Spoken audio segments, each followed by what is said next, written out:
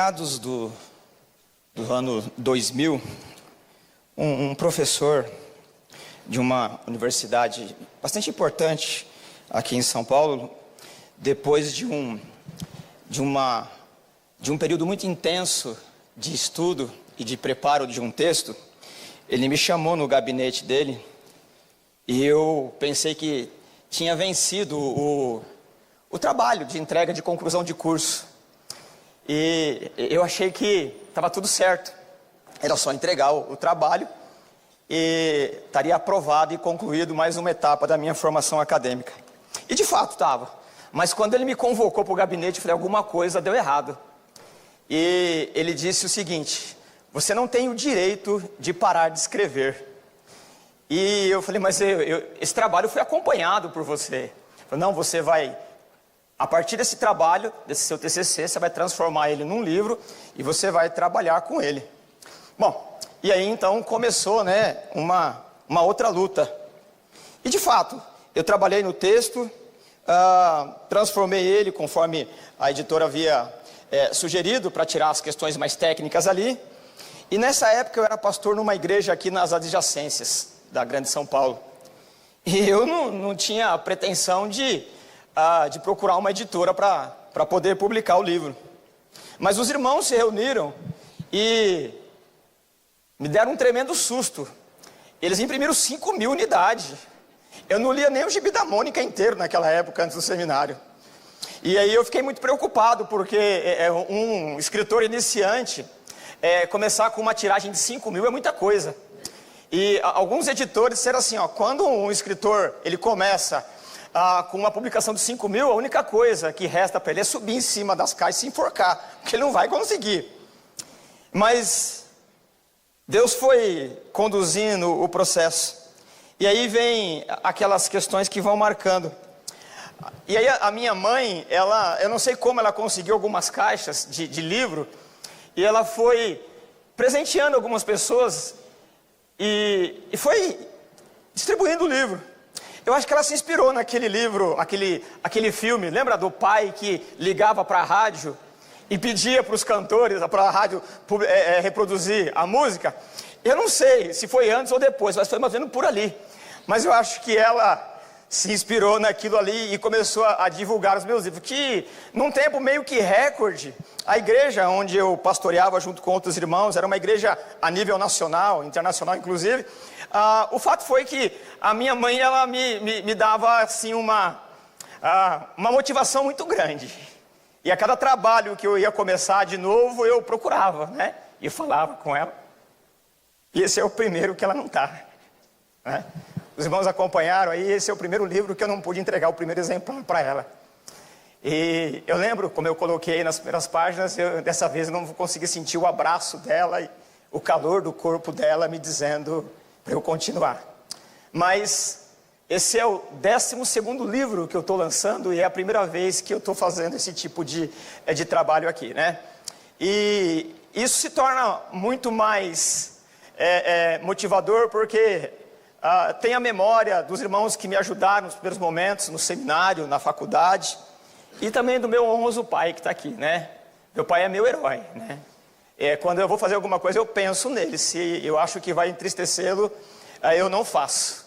Porque eu não tenho a liberdade, eu não tenho o direito de fazer com que chegue alguma coisa no ouvido dele que entristeça.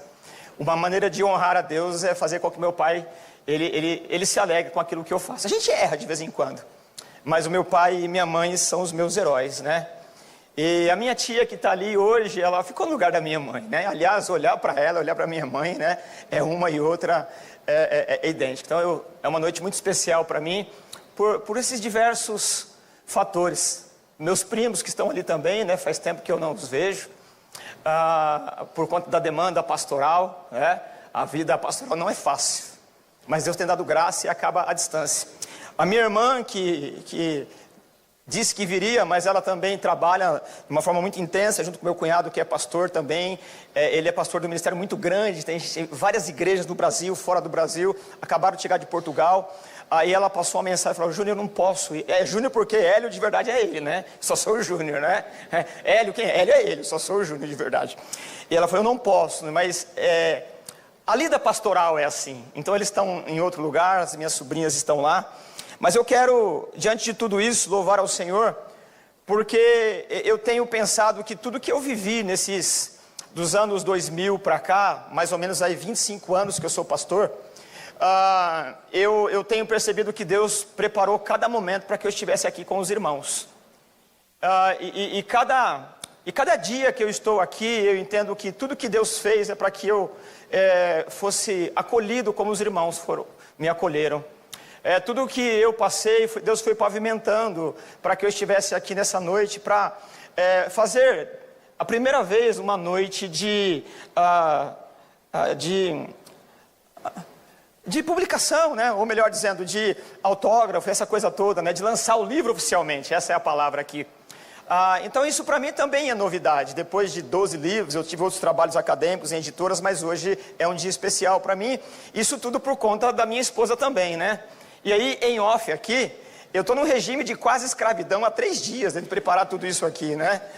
Eu trabalhei demais, né? Não foi só escrever, agora eu tive que preparar um monte de coisa.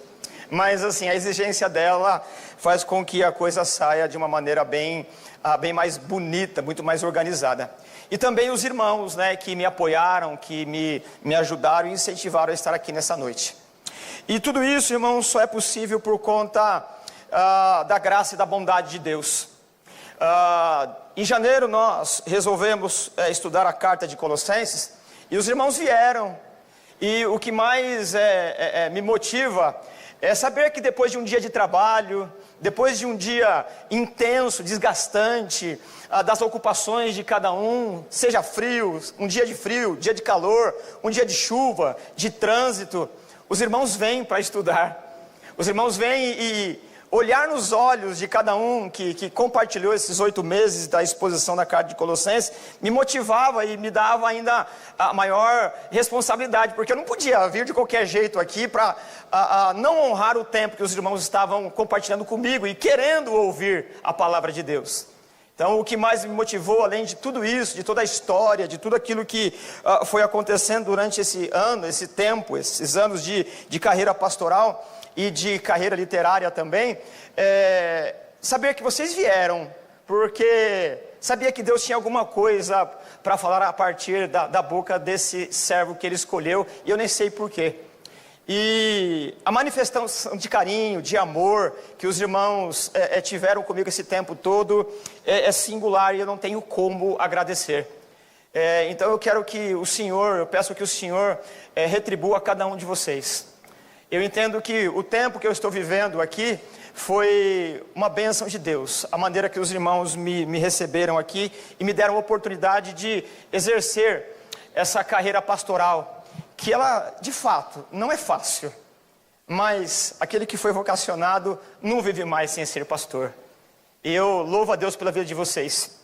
E durante essa semana, como de costume, eu e alguns irmãos aqui, a gente visita alguns irmãos por necessidade, pela demanda pastoral, e eu quero usar esse testemunho, né, como exemplo de todos. A irmã Josefa me ligou e eu fiquei preocupado, porque ela passou por uma cirurgia, estava doente. Falei: por que essa irmã está me ligando? Ela nunca me ligou. E quando eu retornei, ela num tom de voz alegre disse assim: pastor, eu não fui para a igreja essa semana, mas fique sossegado, eu estou bem, não precisa vir essa semana. Eu falei assim: puxa, está valendo as visitas, né? Está muito legal.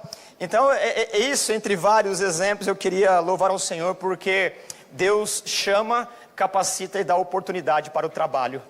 E eu não seria o mesmo se eu não conhecesse a primeira igreja batista de Itapevi. Muito obrigado, muito obrigado, muito obrigado, muito obrigado a todos os irmãos. Amém. Muito bem. Então vamos aqui para um panorama bem rápido daquilo que nós trabalhamos aqui, né? Eu queria, junto com os irmãos, pensar de uma forma bem panorâmica, bem ligeira, mesmo porque a gente só vai retomar alguns conceitos que nós trabalhamos no capítulo 2 de Colossenses, e aí os irmãos vão me ajudar na projeção ali, você acompanhe comigo. Antes de fazer uma leitura, e aí eu já vou fazendo a exposição, a maneira e a medida que for necessário e possível aqui, lembrar que toda carta, quando ela é produzida, ela tem um motivo. E se nós perdemos de vista o motivo que instigou o autor a escrever, nós vamos aproveitar muito por conta do Espírito Santo, que é mestre por excelência. Mas nós precisamos sempre considerar o que levou o autor a escrever. Muito bem. O apóstolo Paulo, autor dessa epístola, ele não conhecia de fato, pessoalmente, os irmãos em Colossos. Ele, a partir da cidade de Éfeso, que é uma cidade maior naquela região, ele abriu ali uma escola, nós vimos isso há pouco tempo, na escola de Tirano. A partir ali daquela escola, ele passou a evangelizar. E as pessoas que conheciam o evangelho iam para cidades satélites dali e abriam as igrejas. Então Paulo não conhecia a igreja de Colosso. Mas ele é um pastor, ele tem um coração pastoral, e de alguma maneira ele soube que havia alguns falsos mestres nesse lugar. E essa carta é justamente para ensinar a igreja acerca da natureza humana e divina de Jesus. Portanto, essa carta de Colossenses, ela tem como pano de fundo a verdadeira natureza humana de Jesus e também a sua verdadeira natureza divina. Porque os falsos mestres daquela ocasião, eles estavam negando que Jesus ele é verdadeiramente Deus. Ora, se nós negarmos que Jesus ele é verdadeiramente Deus e verdadeiramente homem, não tem evangelho, não tem sacrifício na cruz. Se nós perdemos de vista esse fundamento teológico das duas naturezas do nosso Senhor, acabou a nossa fé. A nossa fé, ela se sustenta nessa exclusividade. Aquele homem, aliás, o nome Jesus Cristo já denuncia, já explicita, já mostra as duas naturezas. Jesus é o homem, é o ser humano encarnado, evidentemente, por meio daquele evento extraordinário e irrepetível do nascimento virginal de Maria. Mas ali há um homem. Tudo que você considerar no ser humano, você tem que considerar em Jesus Cristo. Senão, o sacrifício da cruz, ele não serve. Quem morreu na cruz? Um homem de verdade.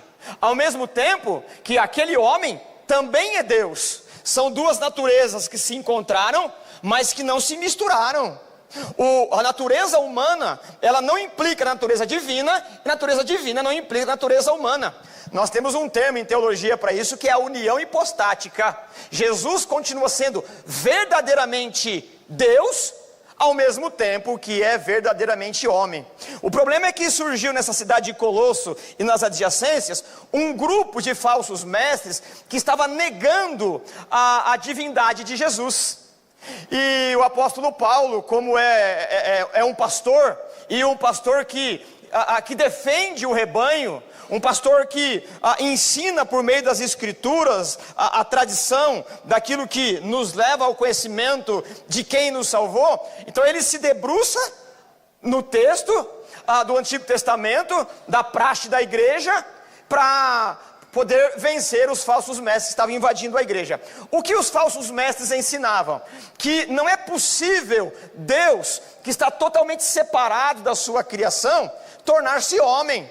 Então, é uma incoerência os falsos mestres dizendo que aquele homem que está ali, que ele recebeu algum tipo de iluminação, ele não pode ser Deus.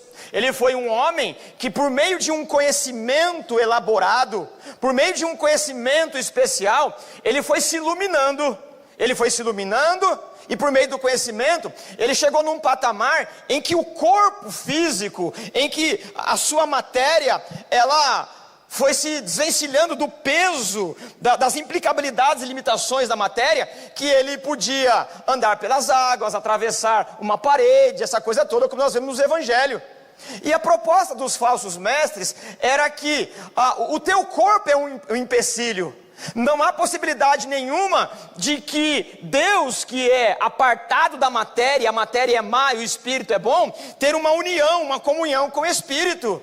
E o apóstolo Paulo, justamente, ele vai demonstrar que Jesus, ele é antes de toda a criação.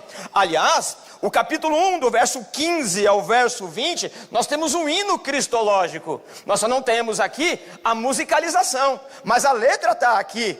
Ele vai dizer no primeiro estrofe desse hino que Jesus, ele é o criador de todas as coisas. E quando ele se torna homem, ele é o redentor de todas as coisas. Por isso que ele tem em si, é uma única pessoa com as duas naturezas. Uma extraordinariedade que não pode ser repetido. Então quem que morreu na cruz foi um homem, mas também é Deus. Muito bem, esses falsos mestres, eles diziam que a maneira de se obter uma salvação, ou a salvação, era por meio de uma gnose. O que é uma gnose? Por meio de um conhecimento. À medida que você vai adquirindo um conhecimento, por meio dos mestres, detentores de um conhecimento especial, secreto, você vai ignorando, você vai desvencilhando do problema do teu corpo. É mais ou menos, quem é dado aí ao estudo de filosofia, platonismo, a ideia de que o corpo é um empecilho. A ideia é que a salvação é da alma, é do espírito. E o corpo ele é uma matéria e ele vai se acabar. E justamente esse é um problema que o apóstolo Paulo vem corrigir na igreja de Colosso. E eles diziam que Jesus foi um homem normal no sentido de que ele não é Deus, mas porque ele descobriu uma certa código secreto, ele foi aumentando em conhecimento, ele foi adquirindo um conhecimento intelectual, um conhecimento espiritual, que ele foi abandonando a vida da matéria. Ele foi ignorando por meio desse conhecimento dos falsos mestres, abandonando o sofrimento, a dor, as dificuldades de relação pessoal, familiar. Ele foi ignorando por meio de uma espécie de uma bolha protetiva, que a dificuldade era alguma coisa que a matéria implicava. Mas à medida que o conhecimento vai sendo alcançado, você vai galgando de degrau em degrau, e então você deixa de sofrer. Então Jesus, ele não é o Deus encarnado. Jesus, ele é um homem iluminado para os falsos mestres.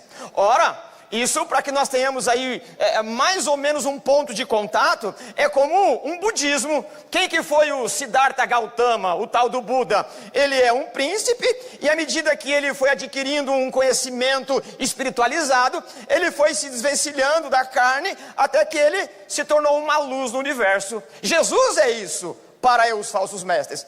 E o problema disso tudo é que esse tipo de filosofia, de proposta de salvação, ela nos convence que nós temos que escapar da vida, ignorar os problemas da vida, coisa que o Evangelho ele não propõe. O Evangelho, ele não ensina a você escapar ou fugir da vida, ele ensina a enfrentar os problemas com dignidade por meio da moral do Evangelho. E é justamente isso que o apóstolo Paulo vai trabalhar aqui. E aí então, a partir dessa introdução breve, eu vou fazer alguma leitura aqui do capítulo 2, de uma forma bem sintetizada, para entendermos aqui qual é o ponto doutrinário que o apóstolo Paulo está aqui defendendo. O capítulo 2, verso 1, eu passo a ler, ele diz assim, ó: quero que vocês saibam o quanto estou lutando por vocês, pelos que estão em Laodiceia e por todos que ainda não me conhecem pessoalmente. Percebe? Então aquela região ali não conhece o apóstolo Paulo pessoalmente. A palavra lutando aqui, ela vem do contexto das Olimpíadas. A ideia de uma luta olímpica. E o Paulo está dizendo que o esforço teológico pastoral, o esforço do mestre Paulo, que foi chamado por Deus para zelar pela sã doutrina, ele compara como uma disputa nos Jogos Olímpicos, porque o adversário, ele é contundente. E ele está dizendo que ele está lutando para quê? Porque ele não pode baixar a guarda. Se ele baixar a guarda dessa luta da defesa da fé, os falsos mestres invadem a igreja e a descaracterizam. Uma igreja que não ama a doutrina, uma igreja que não aprende a doutrina, ela se torna mística. E a partir do misticismo, não passa apenas de um mero conglomerado de pessoas que estão buscando uma autossalvação. Isso me faz lembrar de um evento ocorrido agora mesmo, nessa semana. Eu tenho um amigo que ele se tornou amigo na caminhada pastoral, professoral. E eventualmente eu trabalho com ele, caminho com ele, me convidou aí para uma reunião para acompanhá-lo. E um senhor que veio para a reunião, ele começou a falar de Bíblia, né? E ele disse assim: eu estou meio fraco de leitura, porque eu não conheço os 166 livros da Bíblia. Aquilo já me deu uma azia existencial, né? Falei, mas meu senhor, o senhor não lê mesmo, porque não são 166, são só 66. E aí eu disse para ele assim: se você não conhece a Escritura, você não conhece doutrina. Se você não conhece doutrina, você não conhece Jesus. Se você não conhece Jesus, você não é crente. Você precisa receber Jesus e ser discípulo de Jesus. Aquele homem começou a chorar e quase não teve reunião, quase me expulsaram daquela reunião de lá, não é? Mas depois ele me procurou novamente, a gente trocou uma ou duas palavras ali. Mas o que está no cerne da questão é que uma igreja que não se preocupa com doutrina, ela está fadada à derrocada.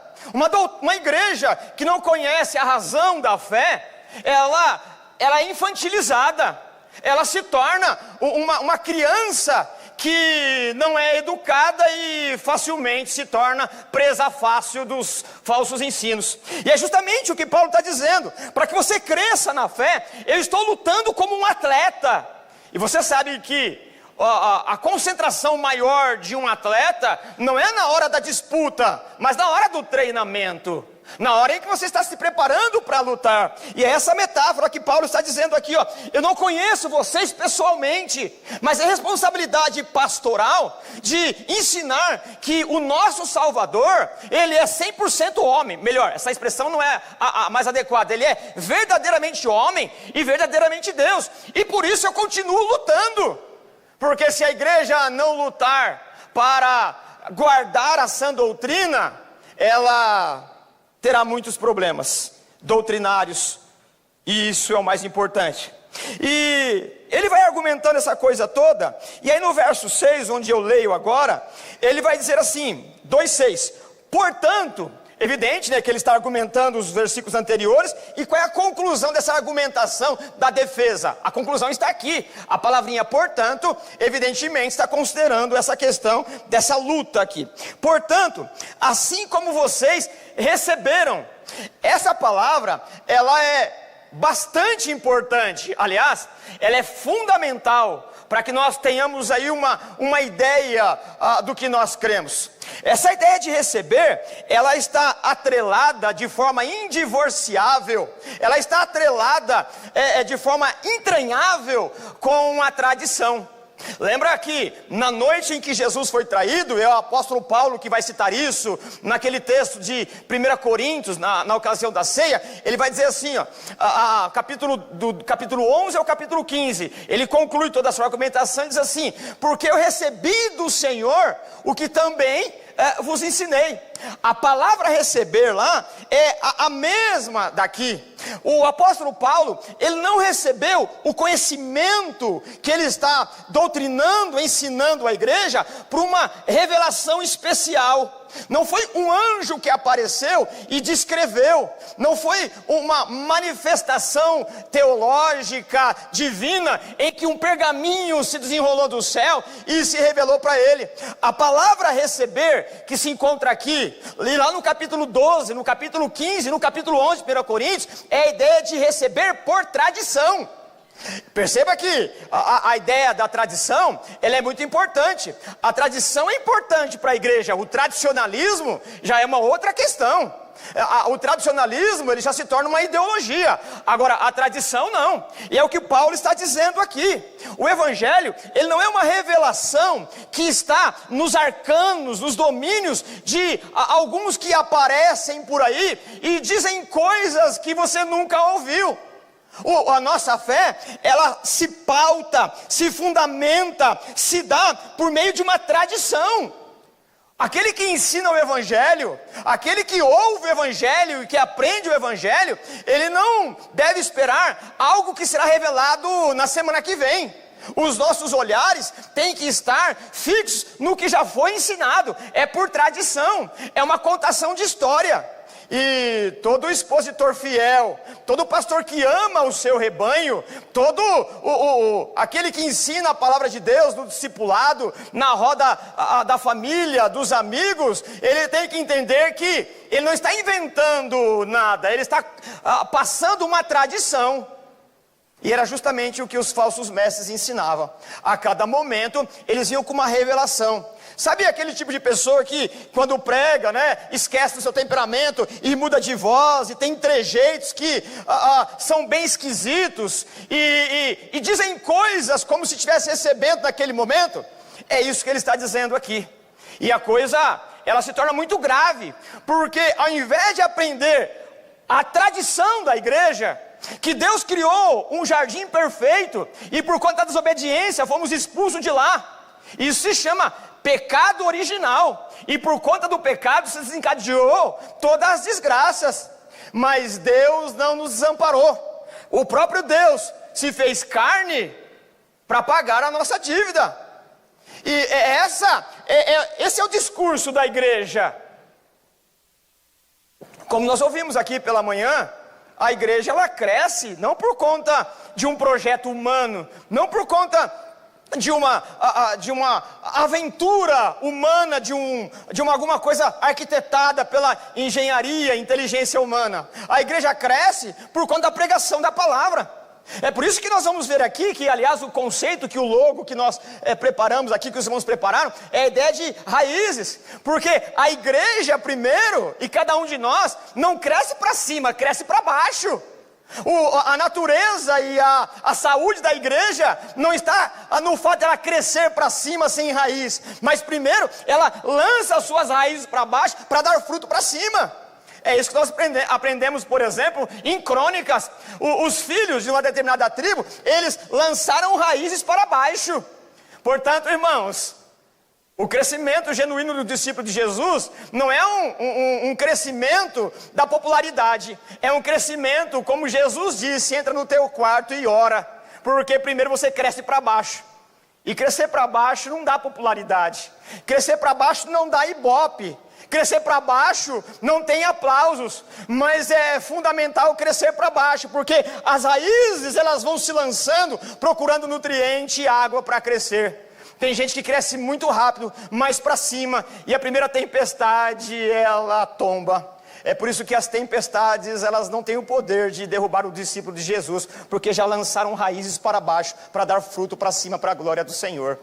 É o que Paulo está dizendo aqui, não é? Paulo está dizendo que se você vive de uma novidade após outra, se você vai em busca em cada esquina de uma novidade, não é no Evangelho que você crê. O Evangelho, ele diz respeito a uma tradição. Verso 6, portanto, assim como vocês receberam Jesus Cristo, receberam por tradição, Jesus Cristo o Senhor, continuem a viver nele. E aí ele usa aqui mais 3 metáforas: enraizados, continuar a viver, melhor dizendo a primeira, enraizados, edificados e firmados. Essas 4 afirmações no texto aqui, percebe que o sujeito da frase é Jesus. Continua a viver nele. Para ilustrar, para deixar a coisa muito bem fundamentada, ele usa 4 exemplos. A primeira é continuar a viver. Essa expressão continuar a viver, ela também é tirada por Paulo dos Jogos Olímpicos. Os Jogos Olímpicos que nós temos hoje aqui, ele é oriundo, ele vem daquele momento do Novo Testamento. E a todo momento nós temos metáforas bíblicas dos Jogos Olímpicos. A coroa, a corrida, a luta, está tudo por ali.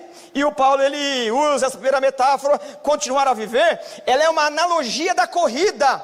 O atleta, quando ele inicia a corrida, ele não pode olhar para a torcida. Ele tem que olhar para a linha de chegada. Ele não pode se preocupar pelo aplauso. Não, ele tem que focar a sua vida e continuar.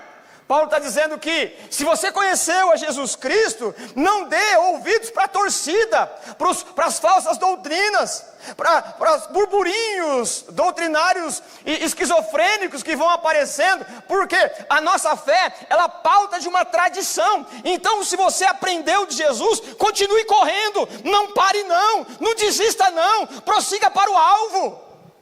E se não bastasse essa primeira metáfora, Paulo, um mestre por excelência, ele coloca coisa sobre coisa para que o didatismo dele se torne ainda mais explícito e mais coerente.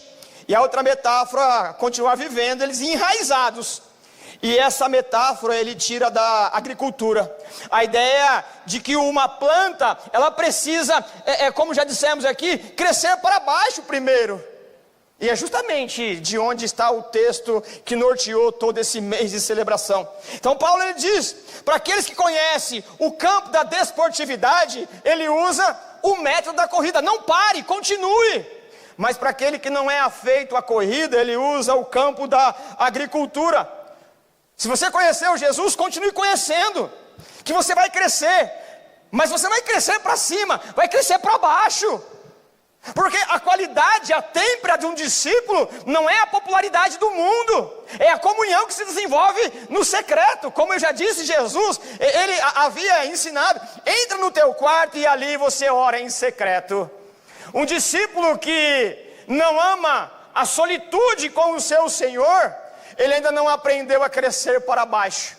Porque é muito fácil, talvez muito fácil seja uma expressão um pouco exagerada da minha parte, mas dá para perceber aqueles que passaram um tempo crescendo para baixo no quarto da oração com Jesus. Ele reage diferente, ele fala diferente, ele trabalha diferente. Para não deixar ninguém de fora, o apóstolo Paulo ainda usa uma outra metáfora, edificados. E essa metáfora ele toma do campo da edificação e da construção, como se estivesse vendo o templo de Jerusalém. É como se ele dissesse, para que essa estrutura toda que nós estamos vendo, ela só é possível de sustentação, porque tem uma edificação, porque primeiro foi colocado os alicerces, e para que ninguém fique de fora, o apóstolo Paulo termina com a nossa fé, ela se pauta na tradição. Jesus Cristo morreu para salvar pecadores, cujo qual eu sou o principal. Qualquer outra coisa colocada aqui não é evangelho de Jesus. E ele diz, continue nisso, enraizado nisso, edificados nisso, firmados nisso. Ainda nessa porção aqui, o verso 8, Paulo é muito bom de argumento. Ele diz assim, tenham cuidado. Depois de tanto exemplo, ele ainda fala, tenha cuidado, né? Isso é zelo pastoral, não é ser prolixo, é zelo pastoral. Tenham cuidado para que ninguém os escravize. A palavra escravizar aqui, ela vem do campo da guerra. A ideia de que, ou da caça, quando o caçador ou o sujeito que está na batalha, ele lança uma rede, por isso a ideia de enredar. A ideia de escandalizar também está aqui, porque escândalo é uma armadilha. A ideia de que você vacilou no campo da batalha, no campo da guerra, ou o animal que foi enredado pelo caçador, é a mesma coisa. Quando você ouve uma mensagem que ela não doutrinária, uma mensagem que ela mexe mais com suas emoções, com o seu torpor emocional, do que te leva a pensar no sacrifício de Jesus, na questão histórica da igreja, você foi enredado. E quem é enredado, quem é tomado, quem é capturado pela rede dos falsos mestres, ele se torna escravo, porque dependerá de uma revelação após a outra, de uma infantilidade teológica após outra, de uma esquisitice espiritual após outra, de uma campanha disso após outra. É por isso que em outro lugar, Paulo ele escreve que não pregaria outra coisa a não ser Jesus Cristo e esse crucificado, que é escândalo para um e loucura para outro. Mas aqueles que usam a cátedra, aqueles que usam o púlpito, aqueles que falam em pequenos grupos, eles não devem ter outra mensagem a não ser Jesus Cristo e esse crucificado. Você não pode se deixar escravizar por isso. E se você acha que a coisa ela está numa profundidade de gravidade, o apóstolo Paulo vai identificar de onde surge esse tipo de coisa. Isso deve nos assustar e fazer com que nós passemos a amar mais a doutrina. O verso 8 ainda, eu releio e concluo esse texto dizendo assim: tenham cuidado para que ninguém os escravize a filosofias vãs e enganosas. Os falsos mestres, eles se portavam como filósofos. Não há nenhum problema com a boa filosofia. A má filosofia é um problema. E ele continua: essa filosofia que escraviza, ela se fundamenta nas tradições humanas, não nos princípios elementares desse mundo. Ora, você percebe que ele coloca aqui, comparando essa filosofia de uma adivinhação, cujo o mestre, ele tem uma aparência, uma áurea de intelectualidade, uma áurea espiritualizada diferente. Ela não tem nada a ver com a tradição da igreja. Ela não fala sobre a cruz. Ela não fala sobre a necessidade de arrependimento. Ela não confronta o discípulo de Jesus para que se arrependa dos seus pecados. Ela cria uma nova necessidade para obter cliente. O evangelho não é o lugar de clientela. O evangelho, a igreja, é o lugar de discípulo de Jesus, que honra a tradição da cruz. E Paulo está dizendo que essa é uma tradição humana, que se fundamenta em quê? Nos princípios elementares desse mundo.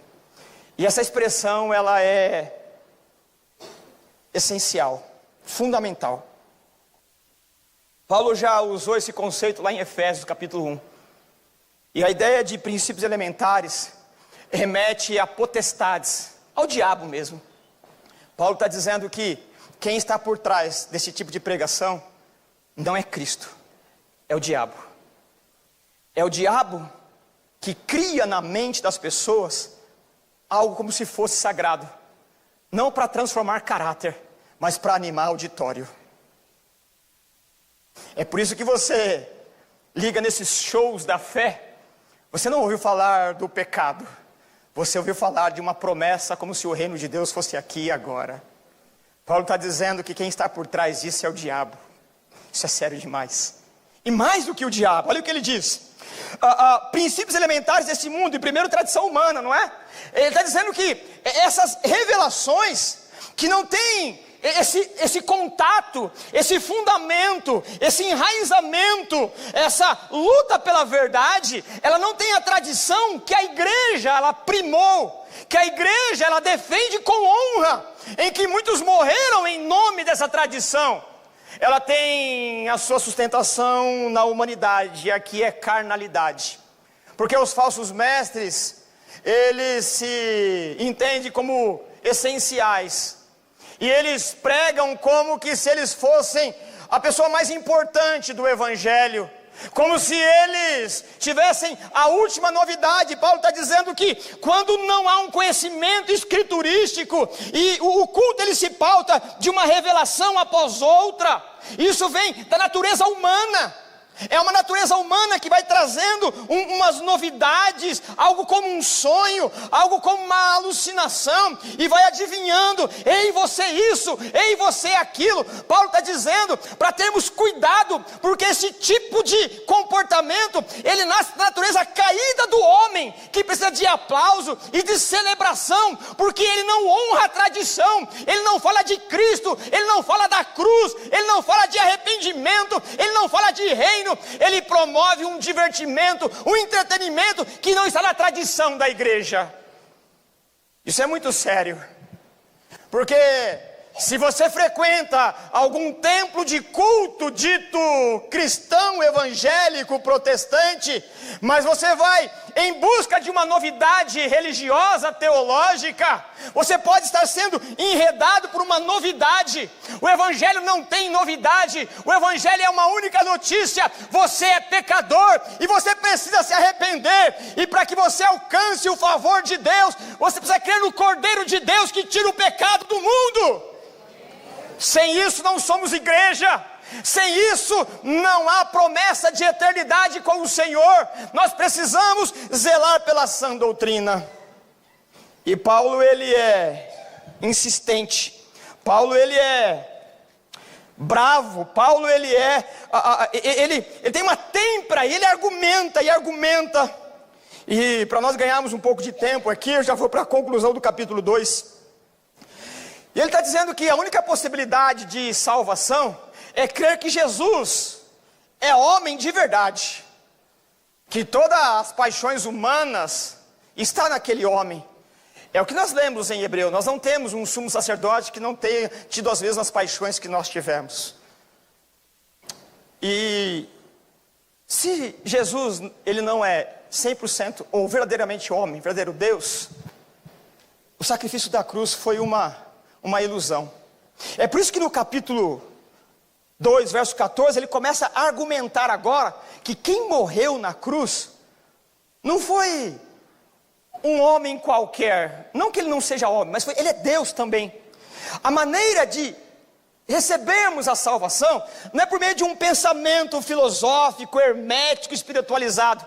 A maneira de nós recebermos a salvação é crer que Deus mandou o seu Filho unigênito para que todo aquele que nele crê não pereça, mas tenha vida eterna. Quem morreu ali tem um corpo de verdade. Porque a palavra que eles usavam, né, é a ideia de um aeon. O que é um aeon? O ser humano, o homem que deseja salvação, ele vai aprendendo os tipos de conhecimento, e ele vai se tornando de um homem normal a um pouquinho mais iluminado.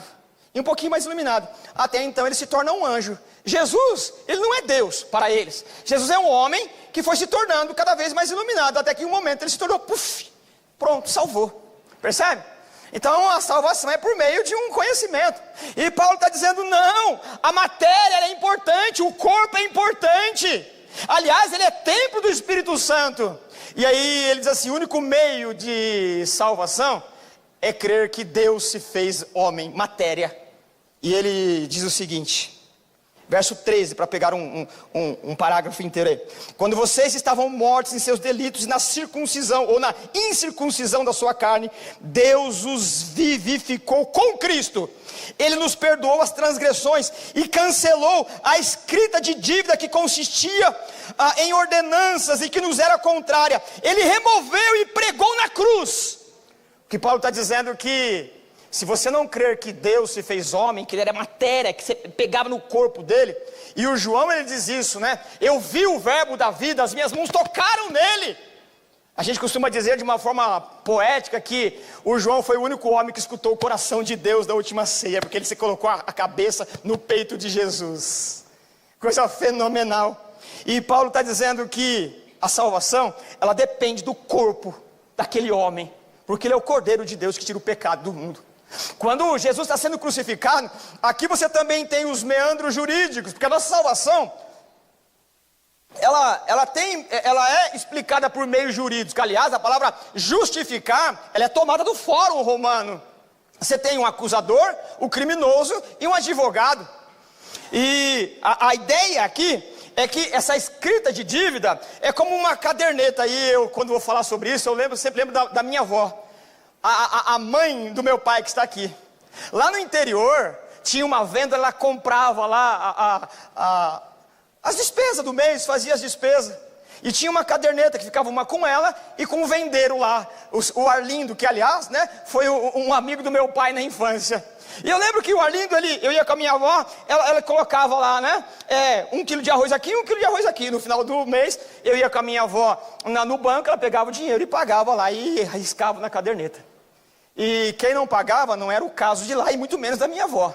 Mas a ideia aqui é que aqueles que não pagavam as suas dívidas tinham uma lista fixada num ponto muito público na cidade. Todo mundo que passava via que a pessoa era devedora.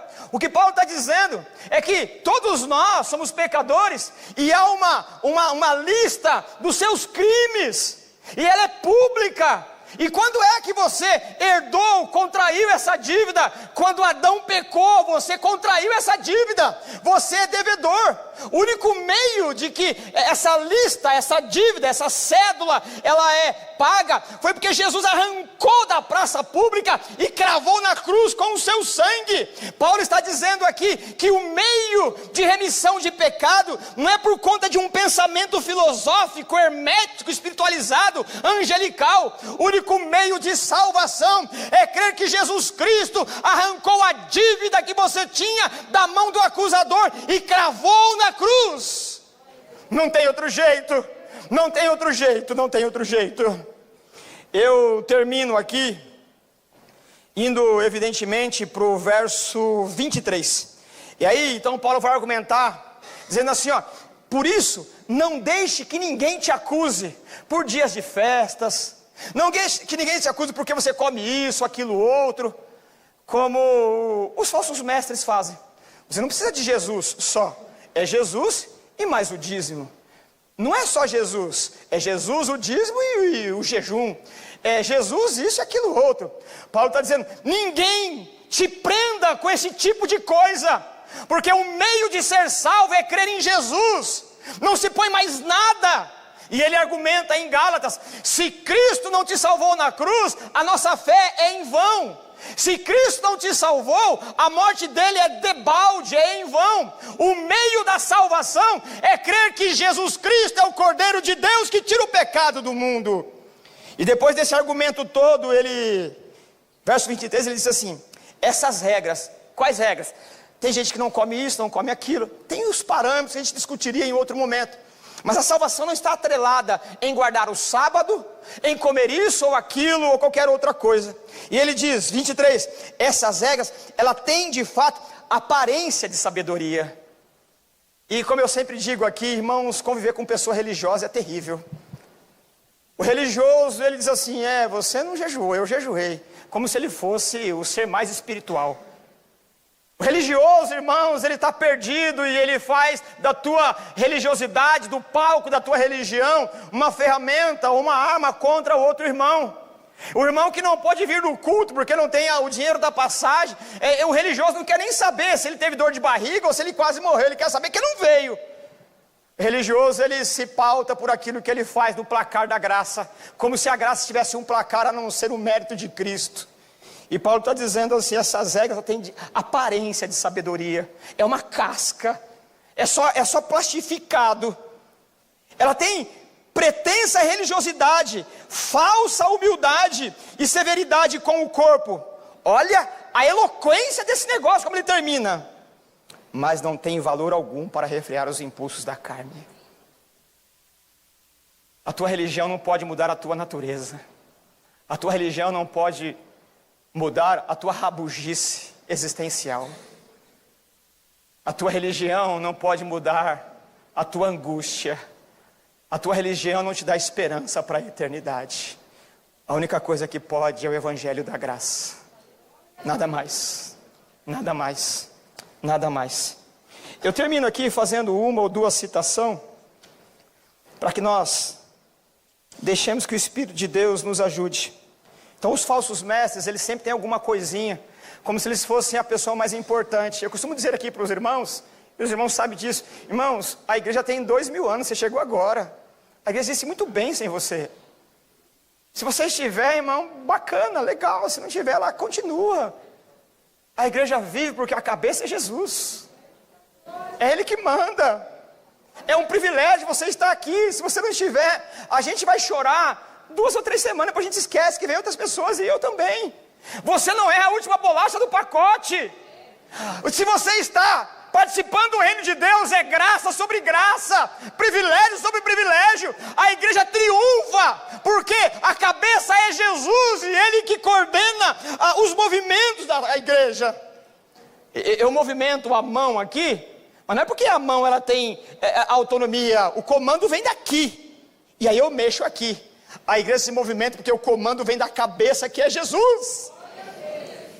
E Paulo diz então, eu concluindo aqui, o conhecimento pleno de Deus não está sob o poder dos gurus que vão aparecendo por aí.